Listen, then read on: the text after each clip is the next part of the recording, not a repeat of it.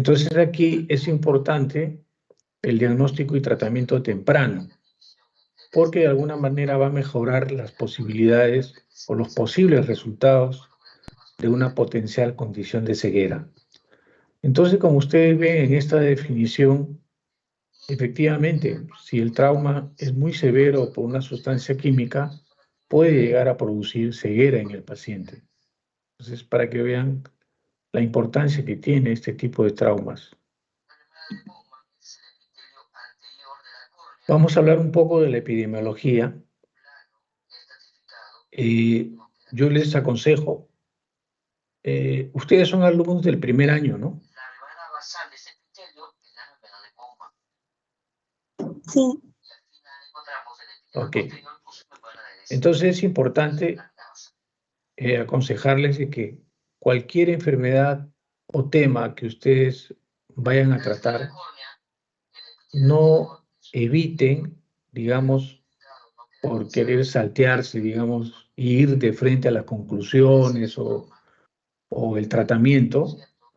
Siempre debemos hablar un poco de la epidemiología porque eso nos va a dar una idea de cómo podemos prevenir, ¿no?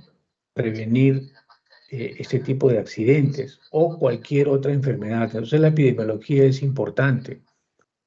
Entonces aquí, por ejemplo, podemos decir que los traumas oculares químicos representan aproximadamente entre el 12 al 22% de los traumas oculares. Obviamente es un porcentaje alto porque yo les he dicho que hay trauma ocular a globo cerrado, trauma ocular a globo abierto, estallido ocular. Entonces, de todos esos traumas, prácticamente del 11 al 20% ocupan los traumas oculares químicos. Entonces, es un punto importante. Las 2/3 partes de estos traumas, lamentablemente, siempre ocurre en los niños, ¿no? Y ya les voy a explicar por qué, o así también como varones jóvenes. Ustedes saben que las quemaduras con las cuales los niños llegan a la emergencia son justamente porque un descuido de las personas que cuidan al niño o la niña, se acercan a la cocina, jalan la olla o lo que fuere y les cae muchas veces el agua hervida en todo el cuerpo, ¿no? Son quemaduras de tercer grado, es realmente muy lamentable. Pero los traumas oculares químicos también puede pasar y yo les voy a explicar después por qué motivo, ¿no? La gran mayoría, como les dije, ocurre en el trabajo por accidentes industriales y en menor proporción en las casas, en los hogares. Además, acá tenemos que agregar, cuando hablemos de las sustancias químicas, que así como la tecnología avanza en todo ámbito, también la tecnología avanza en la preparación de sustancias químicas, por ejemplo, para limpieza del hogar, ¿no? Entonces, también avanza en ese aspecto, pero igual hay que tomar en consideración lo que le voy a mencionar posteriormente. Los daños pueden producir por agentes alcalinos, materiales de construcción, sobre todo los agentes alcalinos están en los materiales de construcción, por ejemplo, el cemento, el yeso, todo eso que se usa para la construcción, y productos de limpieza, como les acabo de mencionar, son más frecuentes que los ácidos. Les hago una pregunta, ¿qué es un pH ácido?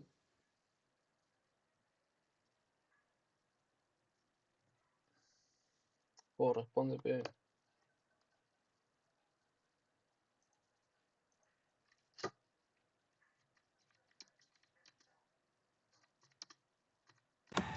Doctor, Sí, ya, es cuando la escala rondea entre 0 y 6, creo. no. 7 es pH neutro. Menores Entonces, de 7. si estamos hablando de un pH ácido,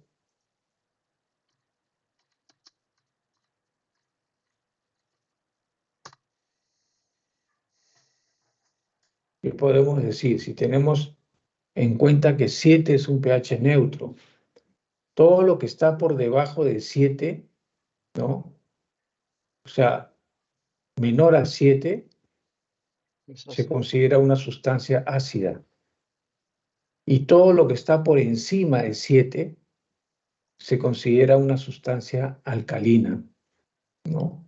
Entonces, es importante ese punto. Por ejemplo, ¿cuál es el pH que normalmente tiene el ser humano, ¿no? Dentro de sus células, de sus órganos? ¿Cuál es el pH?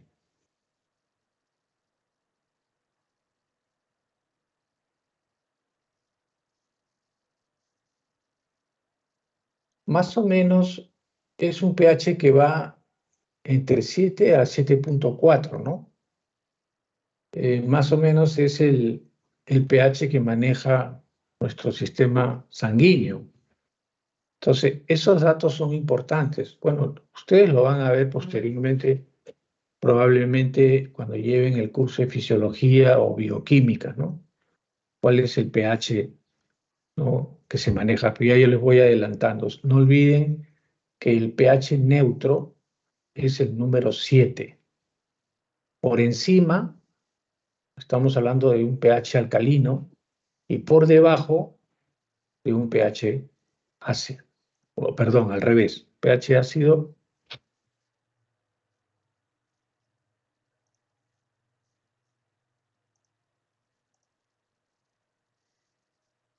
Por ejemplo, un ejemplo, ¿no?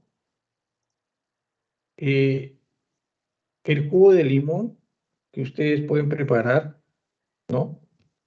Tiene un pH aproximadamente de 2.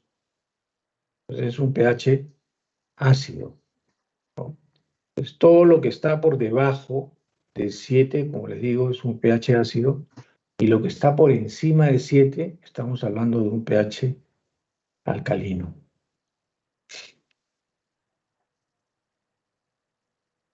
Bueno, aquí les he traído un resumen, por decir así, de las sustancias más comunes que se usan, tanto en la industria como en la casa. Entonces, por ejemplo, vamos a hablar de los ácidos, ¿no? Tenemos el ácido sulfúrico, que generalmente se va a encontrar en la batería de los autos. Tenemos el ácido sulfuroso, que se va a encontrar en la lejía, en los refrigerantes. El ácido hidroflórico, que generalmente se usa en la refinería de minerales. El ácido acético, que es el más común, que lo conocemos todos, que es el famoso vinagre. Y el ácido hidroclórico, que viene a ser el ácido muriático, y se usa también en las piscinas. Entonces, más o menos para darles un ejemplo, todos los autos tienen batería. Y cuando hay, digamos, las personas que trabajan cambiando baterías, siempre se les exige de que deben llevar lentes protectores y utilizar guantes. ¿Por qué? Porque las baterías de los autos, ¿no?, tienen en su componente sustancias ácidas, ¿no?, que si salpican al ojo, ya les voy a explicar qué es lo que puede producir. Después también tenemos la lejía, que bueno, obviamente es muy común porque se utiliza en el hogar, a veces para lavar la ropa, o incluso se usan para sacar el sarro que se puede encontrar en una loza, por ejemplo, en los servicios higiénicos. La lejía funciona muy bien, ¿no?, porque destruye todo lo que está en la loza y lo deja totalmente limpio. Cuando hablamos de refrigerantes, estamos hablando, por ejemplo, en la actualidad, pues la ciencia ha avanzado mucho, ¿no? La tecnología. Entonces, antes, por ejemplo, los frigideres que teníamos en casa tenían un pequeño pote, por decir, un pequeño lugar de almacenamiento donde había gas, pero ese gas es un gas refrigerante. Ahora, obviamente, la tecnología es totalmente distinta. Pero aún así, por ejemplo, en los camales donde se conserva la carne, tienen que estar en una temperatura prácticamente de 0 hacia abajo para conservar la carne. Entonces ahí también se usa refrigerantes, ¿no? En cuanto a la refinería de minerales, ¿no? Esto mayormente pues, es en las minas, por eso pero en las minas obviamente tienen bastante protección, ¿no? Usan guantes, usan lentes protectores, incluso la ropa que usan está plastificada, es decir, es una protección para la persona en las industrias, las grandes industrias de minerales.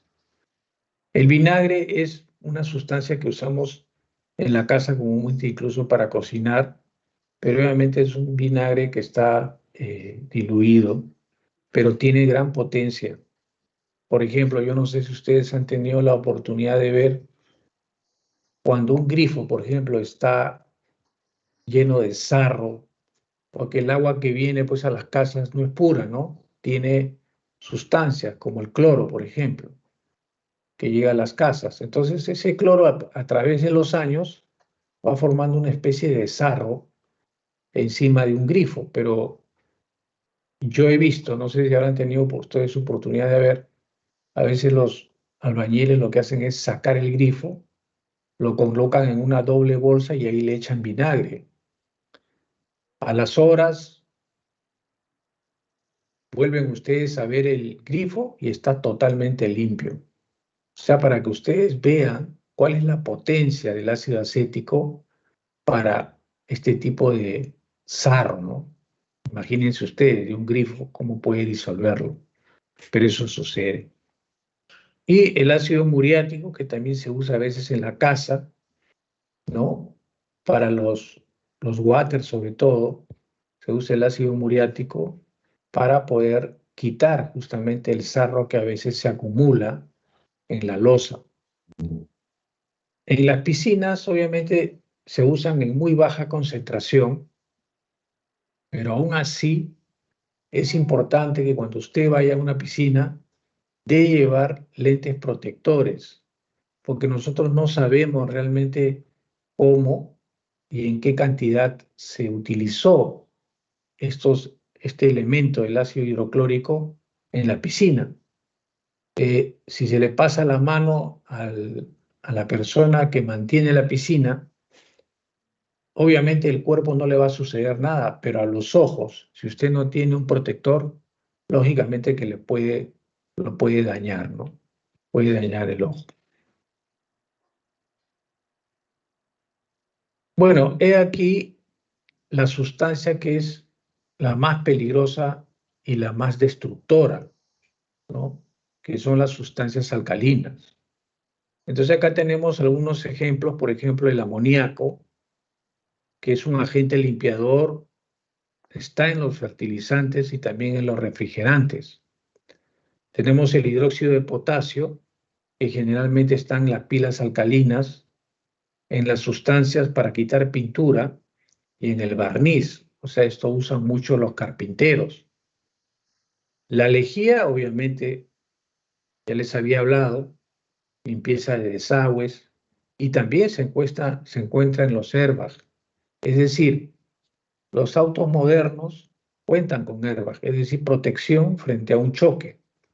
Frente a un choque grave, lo que hace el airbag es comportarse inmediatamente, se abre como una especie de globo para que ahí choque nuestra cara, ¿no? Y no tengamos lesiones de tipo cervical, ¿no? Pero ¿qué sucede cuando, digamos, estos airbags no son de buena calidad? Por eso los autos, siempre yo digo, y esto deben ustedes también saber, las cosas cuando cuestan más caro no es por gusto, es porque realmente lo que les está ofreciendo a la marca es seguridad. Es decir, la seguridad de que ese airbag no se va a romper y no va a explotar. Pero sucede, si digamos el airbag entra en acción, se forma la bolsa, pero se rompe o revienta esta bolsa, el contenido que tiene dentro es lejía, o sea, es obviamente en forma de un gas que lógicamente no solamente va a afectar la cara, le puede afectar también el cuerpo. No les he traído fotografías al respecto, pero realmente sí se ve quemaduras por estos accidentes tanto de cara como del cuerpo y son quemaduras graves, ¿no? Lo que puede suceder. El hidróxido de magnesio, que esto le decía de los niños, ¿no? Nosotros a veces, como no conocemos, le decimos a los niños, bueno, esto es lo más, digamos, simple que podemos usar para la alegría de los niños y le entregamos las luces bengala para que ellos jueguen, pero si salta una chispa al ojo o utilizan con la mano los niños una vez que se ha quemado la bengala, a veces los niños lo disuelven para jugar o se tiran las bengalas uno y otro y si cae dentro del ojo, obviamente puede producir una lesión severa porque está considerado dentro de lo que son las sustancias alcalinas. Por eso acá les he puesto juegos artificiales. El hidróxido de calcio también es una sustancia que se usa para quitar sarro, se encuentra en el cemento y en la masilla. La masilla es lo que usamos nosotros para pintar. Alguien quiere pintar su casa y hay, digamos, zonas que no están, digamos, con una superficie regular. Entonces lo que hacen es masillar la zona, lijarlo y ponerlo regularmente para luego aplicar la pintura. Entonces las personas que trabajan en eso tienen que tener mucho cuidado, ¿no? Porque estos elementos contienen sustancias alcalinas que pueden producir daño al ojo.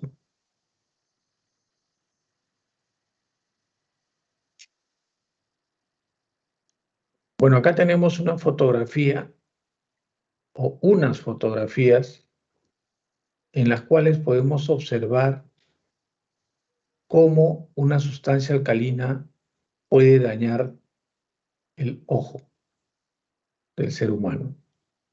Entonces acá, por ejemplo, podemos ver esta foto donde vemos que no hay pestañas porque también ha afectado a los anexos del globo ocular como son los párpados, ¿no? La pupila está pequeña y se puede observar que acá que la córnea también no está transparente, está un poco opaca. Aquí pues obviamente hay una, eh, digamos, distorsión total de la anatomía, porque no se puede ver más que esta parte de la córnea, del ojito, porque el resto está lleno de cicatrices, tanto en los párpados como en la conjuntiva. Esta foto de acá es para mostrar cómo un cirujano plástico ocular, si esta zona se ha quemado, supongamos de este ojo, lo que hacen es cortar este pedacito de zona quemada y le van a colocar probablemente, bueno, ahora usan mucho lo que se llama la piel de cerdo, ¿no? Que es muy parecida a la del ser humano. Entonces hacen un injerto para poder rehabilitar esta parte externa del globo. Y ahora Acá pues tenemos existe piel de una, cerdo. acá ya no se ve el ojo prácticamente. Lo que vemos es un ojo totalmente destruido por el álcali, ¿no? Estas son algunas técnicas que se usan para cerrar el ojo. Por eso, Y aquí en la figura F podemos ver sustancias claramente cómo en la alcalinas tienen un parte pH ácido. inferior la conjuntiva tarsal Por eso se que ha las sustancias alcalinas tienen un pH proyectado ácido. hacia la córnea y vemos que prácticamente la mitad o el 50% de la córnea está afectada por esta sustancia alcalina. Entonces, para que ustedes vean cómo se puede producir daño las sustancias alcalinas. Otro punto importante que nunca debemos olvidar cuando hablamos de las enfermedades es obviamente la patofisiología, es decir, pues cómo se producen, ¿no?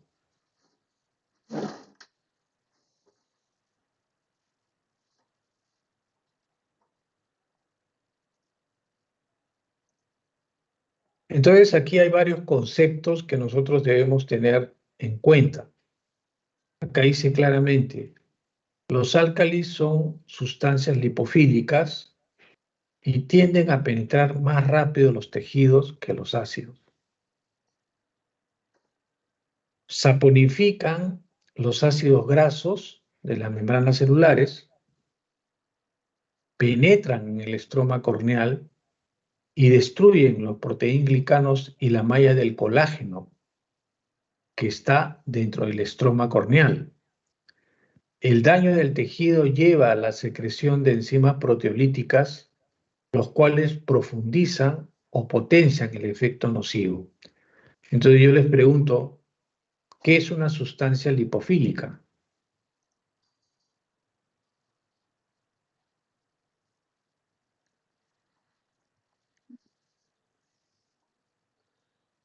¿Cuál fue la pregunta? ¿Qué es una sustancia A ver licopílica? quién me puede contestar. Dile, pues. Para tener este punto. De nota, chato, piénsalo.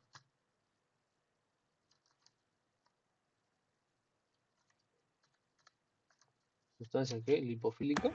Doctor, A ver, ¿es la sustancia que puede disolver lípidos? perdón. La sustancia lipofílica es la que puede disolver los lípidos. Cuando hablamos de sustancias lipofílicas, estamos hablando de que esta sustancia tiene una afinidad por los lípidos. ¿Ok? Entonces, las membranas celulares, ¿Por qué no ¿de dices, qué pues? están ¿Cómo te gusta? compuestos? De lípidos. Tiene una capa lipídica, ¿no? ¿Qué Sí. más tiene la capa, la membrana celular? O sea, Proteínas. lo que está dentro es el citoplasma, obviamente, pero lo que está afuera tiene un componente donde hay sustancias lípidas y también hay proteínas. Entonces, cuando uno habla de lipofílico, estamos hablando de una afinidad por los lípidos. Entonces, en este caso, debido a esta afinidad que tiene por los lípidos, el álcali tiende a penetrar más rápidamente porque se combina rápidamente con la sustancia grasa y lo que hace es penetrar rápidamente los tejidos. A su vez, va a haber un proceso de saponificación de los ácidos grasos de las membranas celulares. Entonces, ¿qué cosa es saponificación?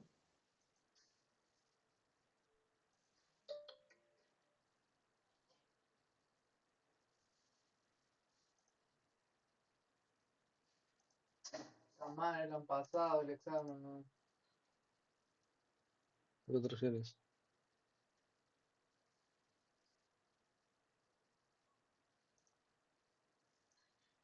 Es un ácido graso se convierte en jabón. Que se puede transformar en jabón. Ya, pero con nombre y apellido, pues, no hablemos. O sea, ¿qué cosa es? ¿Qué es lo que hace? O sea, ¿qué es lo que produce? Es un proceso químico, ¿no? Que consiste en la transformación de la grasa o los ácidos grasos, En jabón. ¿no? En jabón. Eso es lo Acá que, nomás está todo, mano. eh, Está con una preguntita lo para yo que, responder. o sea, todos los jabones que nosotros usamos son producto de un elemento químico que se llama saponificación. Entonces, Estudiar full listo. imagínense, el álcali penetra rápidamente en el ojo porque tiene una afinidad por los ácidos grasos, ¿Por o qué, weón? Si por no la tenemos que membrana estudiar. lipídica. Luego, estos ácidos grasos son saponificados, es decir, son La gente que no disueltos estudia. prácticamente de la membrana celular y van a ingresar, por eso le digo, con mucha facilidad al estroma corneal, destruyendo la malla de colágenos y de proteínglicanos. El daño al tejido se va a ver perjudicado aún más por un concepto que se llama de enzimas proteolíticas. ¿Qué son las enzimas proteolíticas? Degradadores proteicos.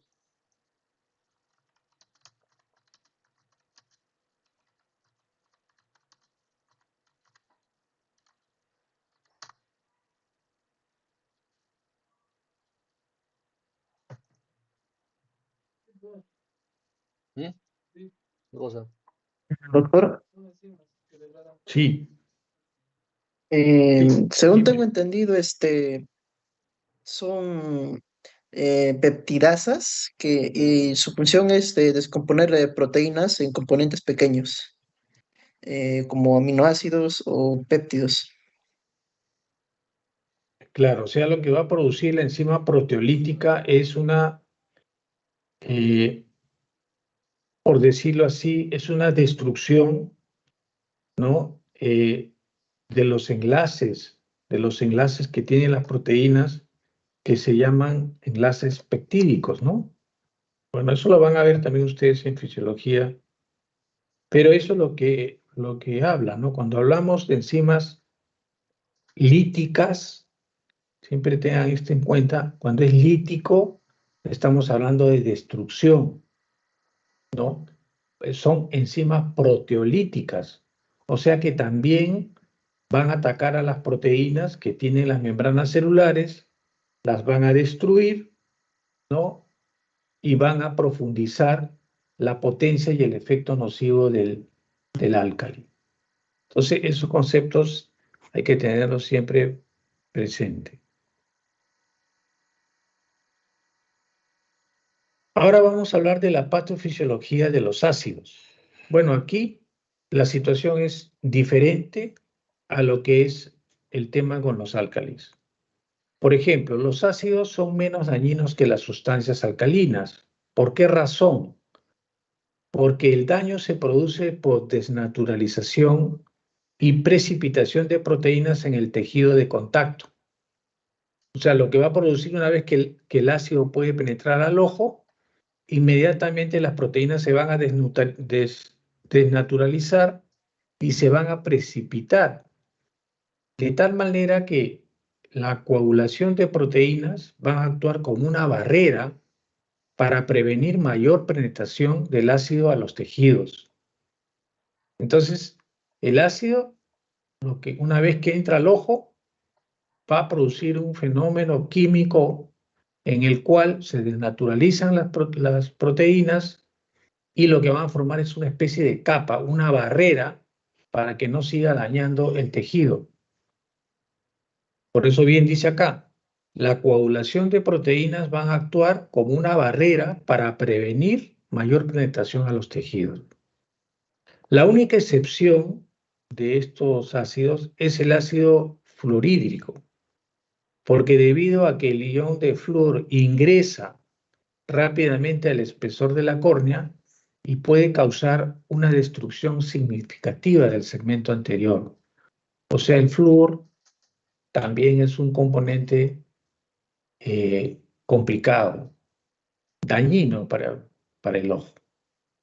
Entonces el ácido, como estamos viendo y comparando con los álcalis, tiene un proceso fisiológico diferente, ¿no? Acá no hay afinidad, o sea, no usamos el término lipofílico, no existe destrucción de las proteínas, por tanto no podemos hablar de lítico, proteolíticas, ¿no?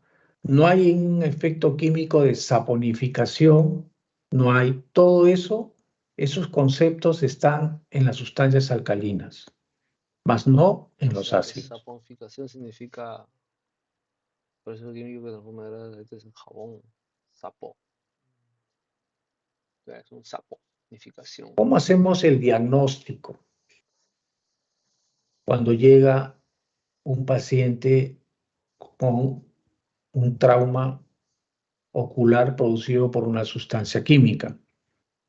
Primero, la severidad del trauma ocular va a depender de 4 factores importantes. Uno, la toxicidad del agente químico, es decir, ¿es un álcali o es un ácido? el que ha producido esta situación. ¿Cuánto tiempo ha estado en contacto la sustancia química en el ojo? La profundidad y penetración de la sustancia química. Y también el área de compromiso. Lógicamente, a mayor horas de afectación o área de compromiso, el pronóstico va a ser peor. Generalmente nosotros, cuando tratamos de describir el tema de la amplitud de la lesión, siempre hablamos en horas. Hay una lesión de 2 horas, 3 horas, 4 horas, o sea, tomando en cuenta el reloj, ¿no? ¿Cuántas horas del reloj está, digamos, esta sustancia química produciendo daño? Eso es importante porque nos va a dar una idea del pronóstico que el paciente va a tener en el futuro. Eso lo vamos a ver en unas gráficas que le voy a mostrar posteriormente. Esta es la misma fotografía que les mostré en la introducción y creo que se va a entender mucho mejor porque ya tenemos el concepto, la fisiopatogenia o la fisiopatología de cómo actúa un álcali frente a un ácido. Entonces ahí tienen ustedes la mejor prueba de todo lo que les he hablado. Es decir, va a haber,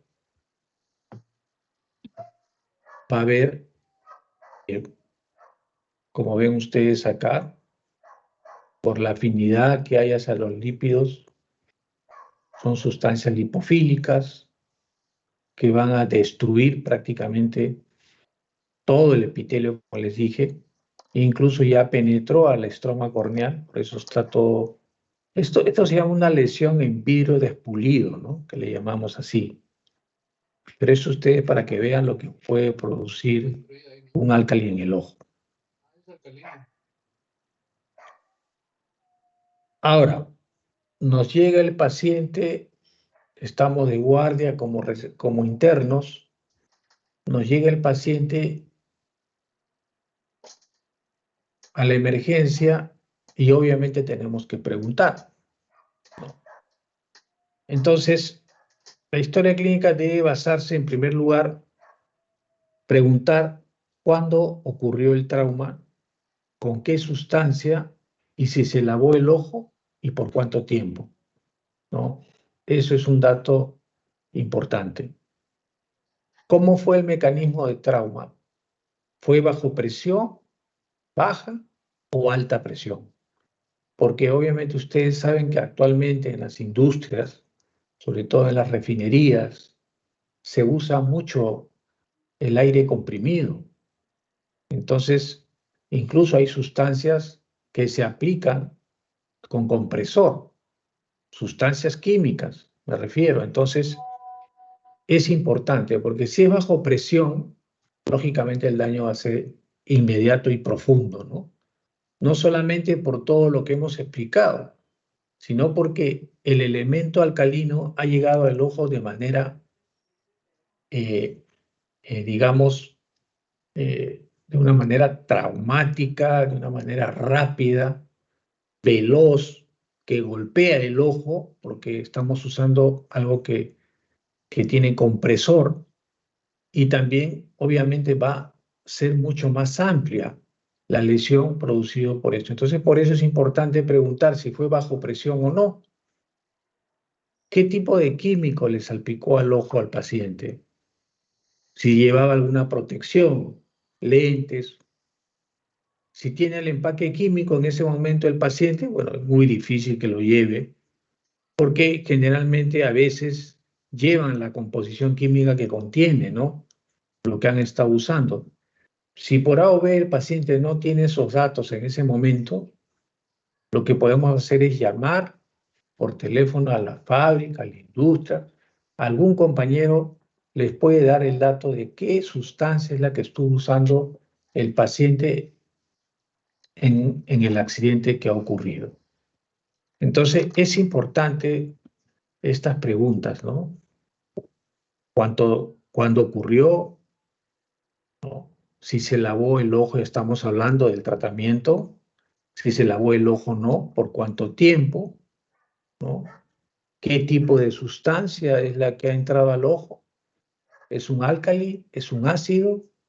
Entonces, son preguntas importantes. Este es un ojo también con un trauma ocular químico producido por un álcali. Entonces, ¿cuáles son los síntomas que puede producir estas sustancias? Primero, lógicamente, un dolor ocular severo. Va a haber epífora, es decir, un lagrimeo constante que no se puede contener por la inflamación.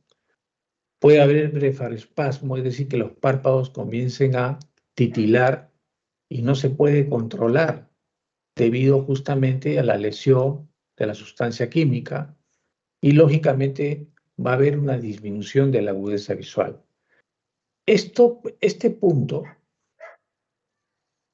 como les digo, ya va a pasar al oftalmólogo, porque los oftalmólogos tenemos lo que llamamos una lámpara de hendidura, que es un microscopio realmente, pero que podemos manipular para poder ver el ojo en diferentes dimensiones.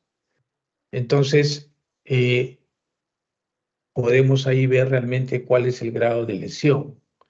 Entonces, acá en la fotografía pueden ustedes ver que en la parte inferior prácticamente no tiene pestañas. En la parte superior tiene algunas, otras ha perdido, pero aquí prácticamente la córnea pues está totalmente destruida, ¿no? Incluso ya se han proyectado vasos hacia esa zona.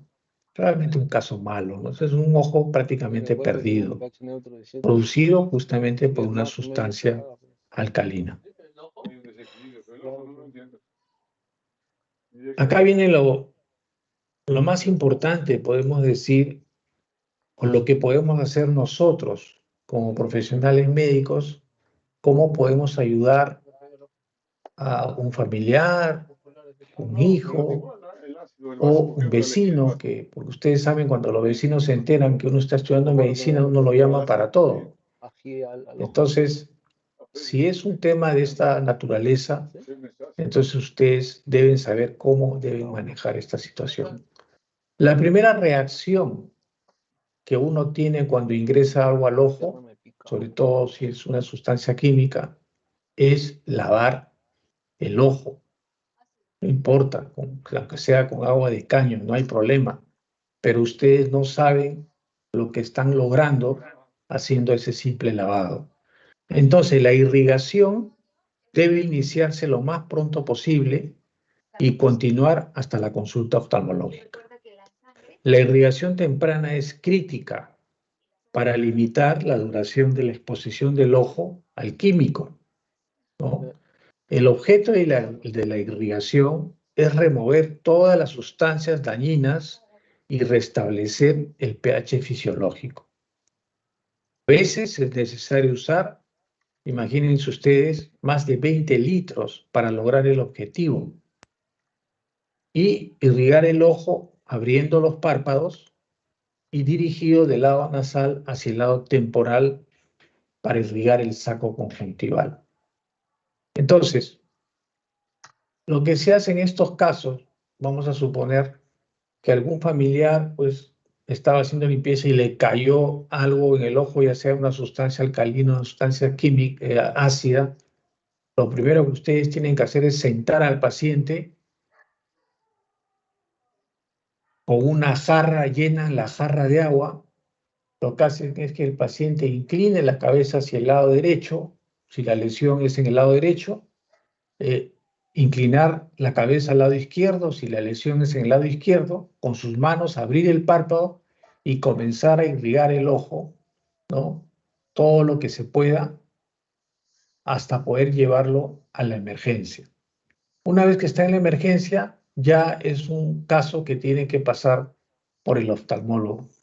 Generalmente lo que se hace ahí es, obviamente, usar suero fisiológico con una vía, pero obviamente esa vía no le vamos a colocar ninguna aguja, es la guía roja, Roma, y con eso, y ya con anestesia que manejamos los oftalmólogos en gotas, le ponemos para que obviamente pueda soportar bien la irrigación, porque como bien les acaba de decir, a veces se necesitan hasta 20 litros para poder lograr, digamos, el pH fisiológico ocular. Entonces, la técnica, apertura de los párpados, ustedes con su mano izquierda lo abren el párpado todo lo que puedan y luego irrigan.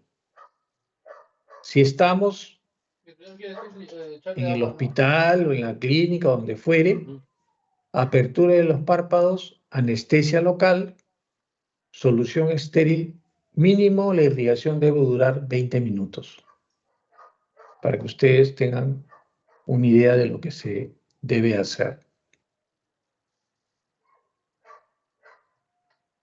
Por ejemplo, acá tenemos una clasificación. Bueno, yo les he traído esto porque, por información más que todo, ¿no? Acá tenemos una tabla que lo realizó Robert Hill, ¿no? En cuanto a los grados y cuál es el pronóstico de estos pacientes, ¿no? Por ejemplo, acá, por ponerles un ejemplo, grado 1 es un pronóstico bueno, ¿no? Donde solamente ha habido daño en el epitelio corneal, ¿no? Y donde no existe isquemia en el limbo. El limbo viene a ser esta parte.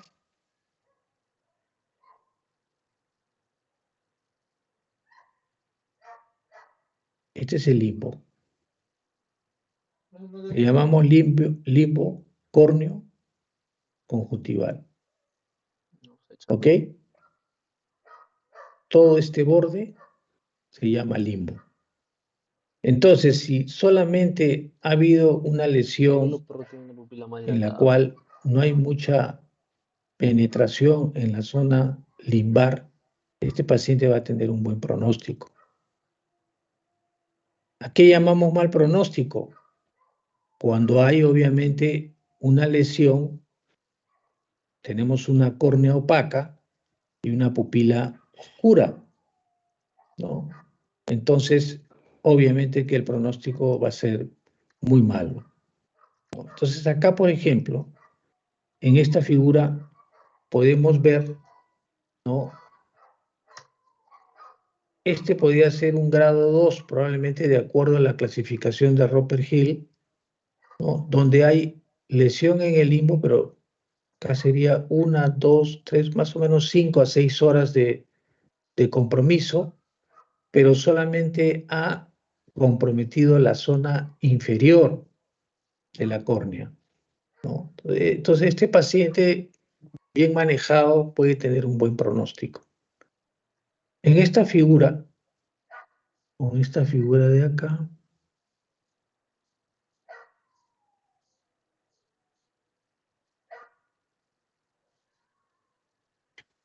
podemos ver que hay una hiperemia conjuntival. La pupila está dilatada porque probablemente le hayan echado atropina, pero ustedes ven aquí una sombra en el centro. Digamos, es una pequeña cicatriz que ha dejado a lo largo de esta zona. Este es un paciente que va a tener buen pronóstico. Este de aquí, lógicamente, va a tener un mal pronóstico porque existe un compromiso limbar prácticamente de 180 grados. Está comprometida toda la córnea y como ustedes están viendo acá, hay una pupila negra. Cuando la pupila está negra y tenemos un compromiso corneal, como vemos acá, sobre todo en el limbo, que está totalmente blanco, este paciente va a tener un mal pronóstico. Lo mismo que este ojo. Ustedes pueden ver, se fijan aquí en la córnea ha perdido totalmente su transparencia, ¿no? acá tenemos prácticamente una zona muy inflamada, que es el saco conjuntival. Probablemente esto va a llevar a una cicatrización si no se actúa inmediatamente, ¿no? Este es un ejemplo para que ustedes puedan ver. El tratamiento estándar es con antibióticos. Generalmente tenemos en el mercado la ciprofloxacino, ¿no?, que es una fluoroquinolona. Tenemos agentes cicloplégicos. No tenemos realmente ciclopentolato porque no hay en el mercado. Solamente tenemos la atropina, ¿no?, que sirve para dilatar el ojo. Podemos usar lágrimas artificiales libres de preservantes, sí. Y también es muy útil el uso de esteroides tópicos, o sea, la prednisolona al 1%, que podemos aplicarlo una gota cada 4 horas o 4 veces por día, cada 6, o en casos muy severos podemos usar hasta que la gota sea cada 2 horas, ¿no? O cada hora, en casos ya muy, muy severos. Bueno, esta es otra fotografía que les he querido traer para ver varios aspectos, ¿no?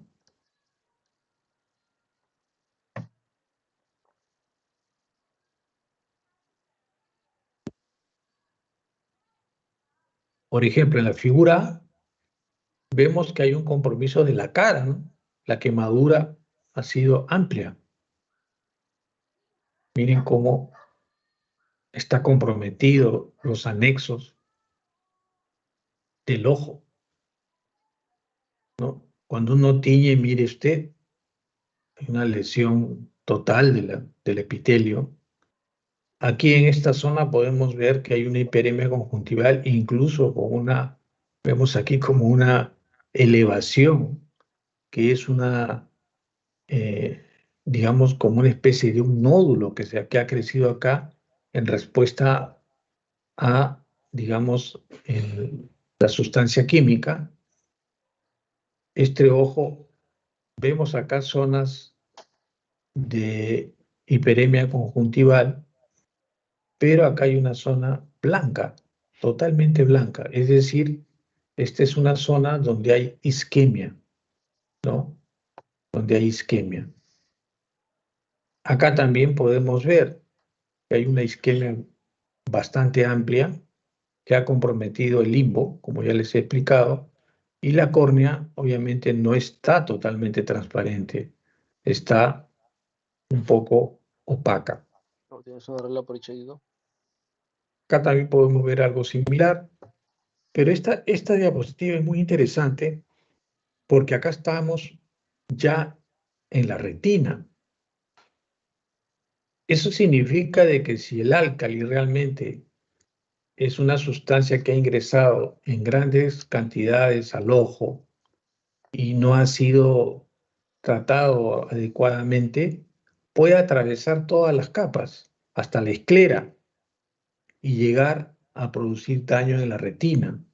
Entonces acá podemos ver hemorragias, ¿no? El disco óptico que está produciendo esta sustancia alcalina, ¿no? Entonces, para que ustedes vean lo peligroso que es esto. A veces cuando llega a la consulta un paciente con estas características, obviamente uno que no es oftalmólogo se puede confundir, pero si ustedes le ponen un poco de, digamos, de ser acuciosos, se van a dar cuenta que la conjuntiva está totalmente blanca, no hay ningún vaso sanguíneo, está totalmente blanca. La córnea está opaca e incluso acá hay pigmentación, ¿no? Entonces esto es lo que se llama un ojo blanco y quieto, ¿no? Así se le llama a este tipo de ojos que presentan esta característica. Y esto no viene más que a representar una severa lesión o una severa quemadura por álcali, ¿no? Acá podemos ver todo lo que está en blanco no viene a ser más que una isquemia difusa, ¿no? en la parte conjuntival.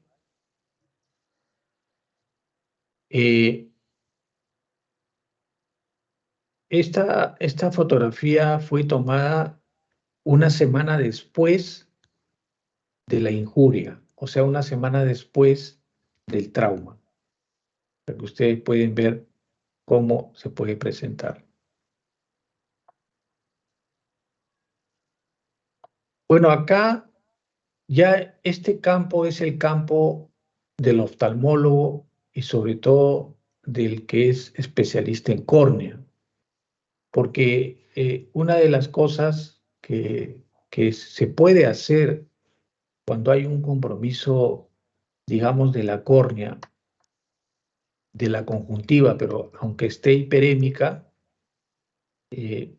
podemos hacer esta intervención quirúrgica, en la cual lo que hacemos es coger un pedazo de conjuntiva y luego cubrir la córnea. Eso se llama recubrimiento conjuntival. ¿Para qué sirve el recubrimiento conjuntival? Sirve justamente para que los vasos que están en la conjuntiva puedan alimentar la córnea y ésta no se deteriore demasiado. Entonces, pero esto ya lo tiene que hacer el especialista en córnea, porque después que llega a esta situación, después de haber colocado, como le digo, este recubrimiento conjuntival, luego va a finalizar con un trasplante de córnea, ¿no? Entonces, ustedes tienen que ver cómo una lesión producida por un álcali puede llegar a este extremo, ¿no? Bueno, acá por lo menos este ojo se salvó. ¿Por qué? Porque, bueno, por lo menos se ha logrado hacer, digamos, un trasplante de córnea. Y si el paciente no rechaza el trasplante de córnea, bueno, lógicamente va a tener visión, pero probablemente no como que la tuvo antes de que ocurra el accidente. Bueno, muchachos, yo les he traído esta clase el día de hoy. No sé si hay alguna pregunta. O pregúntale cómo es el trasplante de córnea.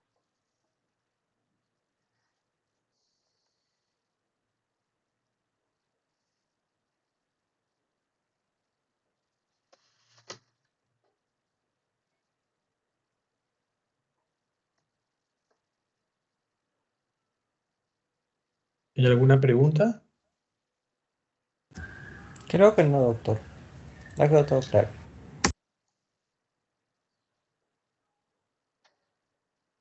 ¿Estuvo más o menos claro la charla? Sí, doctor, eso es comprendía. Sí, doctor.